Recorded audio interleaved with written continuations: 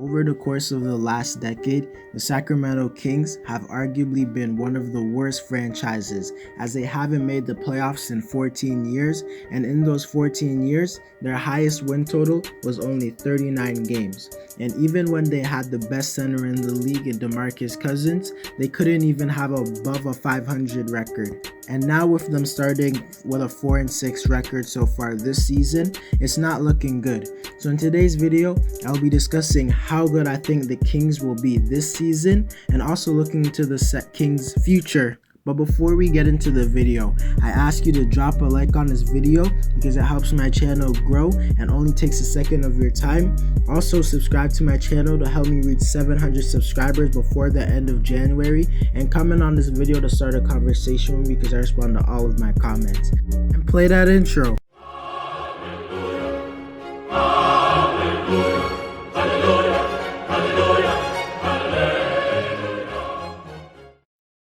So to start this season, Sacramento hasn't been particularly good on offense or defense. And on the defensive side of the floor, they have ranked 29th in defensive rating. And I think there's a chance that they stay one of the worst defensive teams, since I believe Luke Walton is one of the worst coaches in the league. And I doubt he would be good enough to make a good game plan on defense. And on top of that, Sacramento doesn't have the best defenders, because Fox is only good when he tries, which isn't the whole game. Hield isn't that good, Bagley isn't that good, and their best defender is Rashawn Holmes or Harrison Barnes. And if they're your best defenders, you're in trouble. On offense, they rank 18th in offensive rating and 15th in points scored per game. And I think there's a chance they could be a bit better, as so far this season, De'Aaron hasn't been as good as I think he can be, only averaging 18 points and 5 assists, shooting 45% from the field and 28% from 3. And I believe Fox is capable of being a 20 to 24 points per game scorer and a much better 3-point shooter. Buddy Hield has been straight up terrible to start the season, averaging 14 points but shooting less than 35% from the field and less than 34% from 3. So obviously we expect his percentages to go up. And Marvin Bagley has been disappointing to say the least so far this year, averaging 12 points and 8 rebounds, shooting 40% from the field as a power forward. And I think he will get better as the season progresses. So with many of the Kings players underperforming, I think they could be way better on offense. But even with all of that, I still don't see the Kings making the playoffs, since I don't see them having a higher record than the Lakers, Clippers, Nuggets, Warriors, Suns, Dallas, Blazers, and the Jazz.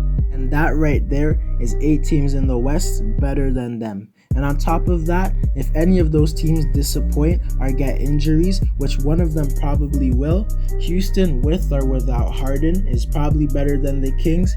And I also believe the Pelicans and the Spurs have a higher chance of making the postseason. So this season, I predict them to finish with the 12th or 13th seed in the Western Conference. Looking into the Kings' future, it obviously looks very bleak, as their best player and franchise player in De'Aaron Fox has signed a huge 5-year, $163 million deal. And Fox in his prime will be a top 10 point guard and a multiple-time All-Star. But I don't see him being a superstar, which to me means a player who's good enough to be the best player on a championship-level team. So that already eliminates the chance of them being contenders for the foreseeable future. And with Fox, their ceiling at best is a 7th or 8th seed. And I think eventually this will possibly cause Fox to request a trade from Sacramento, since he could be much better on a contending team. And if Fox doesn't request a trade, his career might be like Kemba Walker's career in Charlotte. And obviously if he requests a trade, it wouldn't be anytime soon, since he did just sign that huge contract. But in the next 4 seasons, if Sacramento doesn't make the postseason, you're crazy if you don't think there's a chance Fox asks for a trade. In my opinion, the biggest X factor to Sacramento's success is Marvin Bagley, who to say the least has been very disappointing so far in his career. seeing as the Kings drafted him over Luka Doncic, who I believe will be the best player in the league in the next 5 years, while Bagley on the other hand looks like at best he could be a good starter. But if I'm being honest, I think Bagley has all-star potential, and he's an amazing finisher at the rim and a good lob target, and he also has a solid shooting ability from mid-range and from 3.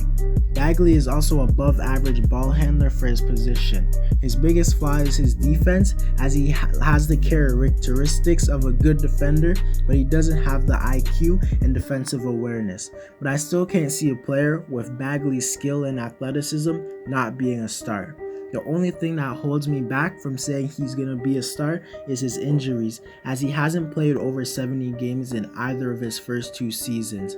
But just because I said Bagley can be an all-star doesn't mean I think he will be one, because I'm truly scared of his injury risk.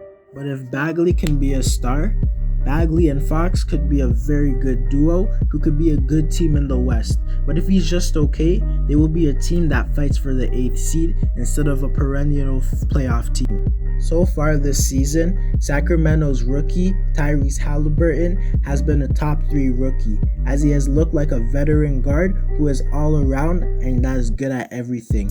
So far this season, in only 28 minutes, he has averaged 12 points and 5.5 assists, shooting over 50% from the field and 50% from 3 on a little less than 5 attempts. And the biggest surprise is that Halliburton's very unorthodox jump shot has translated to the NBA. And obviously we don't expect him to shoot 50% from 3 all season, but I think he will be a very good shooter this year and keep going forward. And going into the future, I think Halliburton will be an amazing starter and role player for them.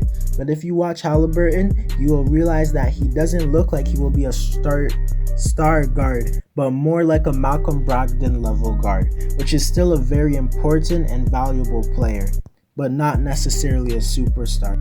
Buddy Hield, sadly to say, probably won't be a part of this Kings roster in the future, as Buddy is older than most would think, with him being 27 years old, and the only thing Buddy brings is elite 3-point shooting, so his skill set is better suited on a title contender, and even he has made it somewhat obvious that he would like to be traded. And I think in return, the Kings could get a solid young player and a future first-round pick in return for Buddy. But a tragic thing about the Kings is that no matter how much lottery picks they received, they can't get the right person. Such as in the 2009 draft with the 4th pick, they selected Tyreke Evans instead of Steph Curry, or in the 2011 draft with the 7th pick, they selected Bismack Biyombo instead of Kawhi, Clay, or Jimmy Butler, or in the 2013 NBA draft where they selected Ben McLemore instead of Giannis. And I could keep going on and on about bad picks the Kings have made, but just know they are one of the worst franchises at drafting. So even with their future picks, I have little faith that they will select the right players. Also around the West, there is a lot of up-and-coming teams that I see being better than the Kings, such as the Pelicans with Zion and Ingram, the Grizzlies with Ja and Jaren Jackson, and the Thunder with their crazy amount of first-round picks and Shai Gilgeous-Alexander.